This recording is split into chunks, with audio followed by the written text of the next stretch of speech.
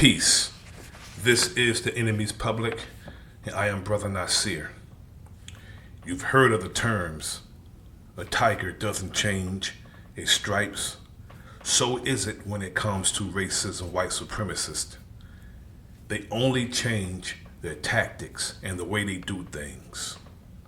For example, putting a black face on anti-blackness and racism, white supremacy.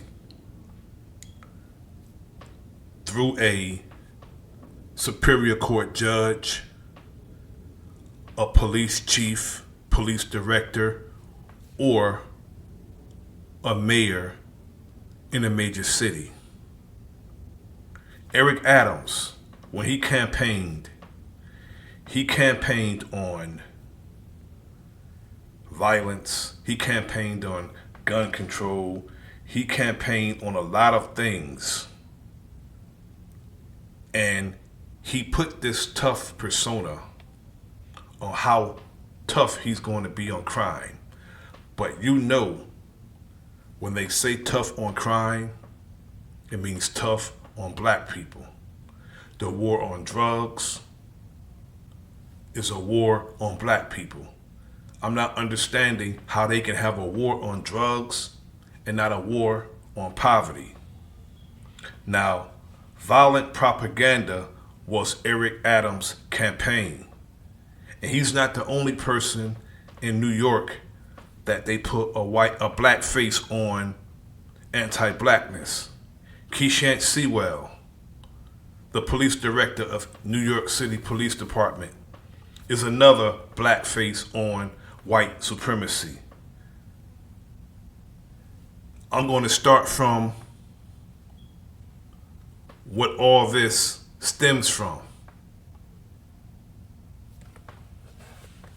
Memorial Day 2020 in Minnesota, a white officer by the name of Derrick Chauvin put his knee on George Floyd's neck for almost 10 minutes, murdering the brother. And people seen it all over the world and didn't like it. So they took to the streets. People of all ethnicities, nationalities was in the streets in solidarity and protesting the death of this brother. And they were calling for the defunding of police, which is what they should do all over this nation. Defund the police and allocate some of those funds to something important like mental health, teach our children better. And instead of having a war on drugs, have a war on poverty. Feed people instead of killing people. Now, New York City, as a result of people calling for the defunding of police, lost a lot of money. They did defund NYPD, and they're highly upset about being defunded. So they took a ex-police captain by the name of Eric Adams, made him mayor, and put a black face on white supremacy. And they used these mock events like violent attacks on people, shootings, Frank James going into a Sunset Park subway and shooting 10 people, throwing smoke bombs into a subway car, and shooting over 30 rounds, allegedly, and hitting 10 people, no one fatally injured. And from my understanding, Frank James was a homeless man, a traveling homeless man. A homeless man with a YouTube channel. What sense is that? Make it make sense if you're going to say something. A homeless man with a YouTube channel. Now, these staged violent events can potentially put an end to defunding the police. They would allocate a lot of money to the police if there's events that cause them to need more money.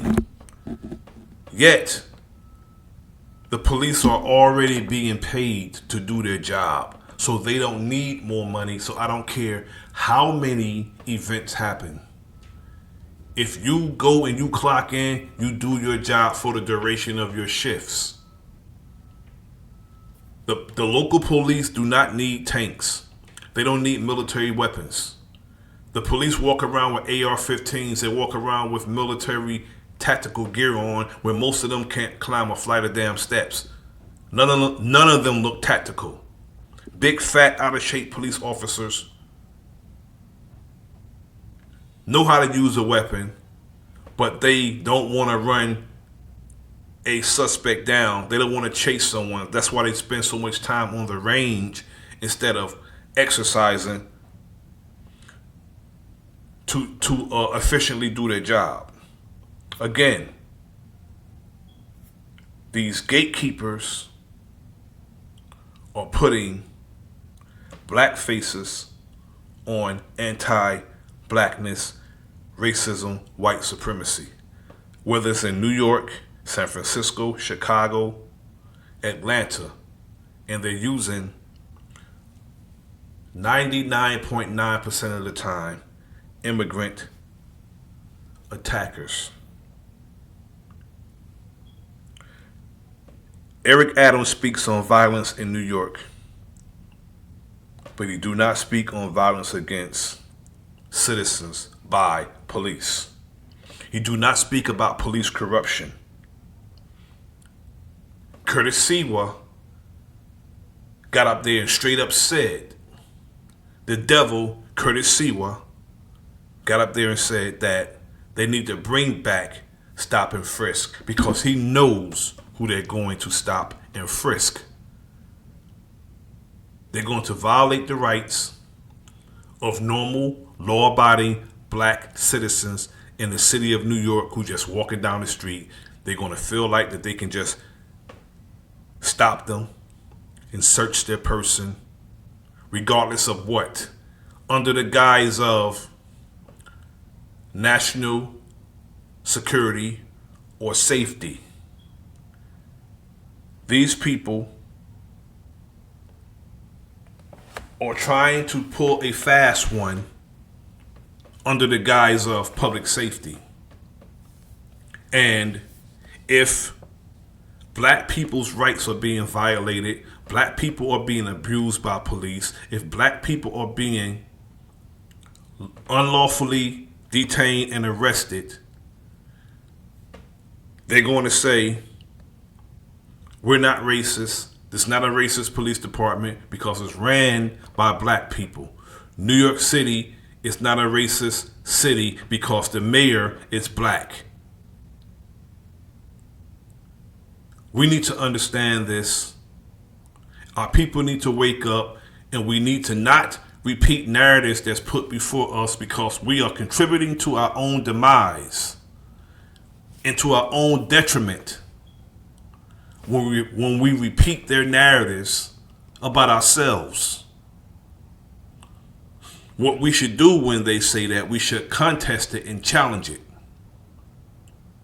Because if it's the truth, it can withstand a challenge. It can withstand criticism, and it will stand strong against all of that. This is The Enemy's Public. I am Bro.Nasir. Like, share, subscribe. Leave a comment in the comment section. Peace.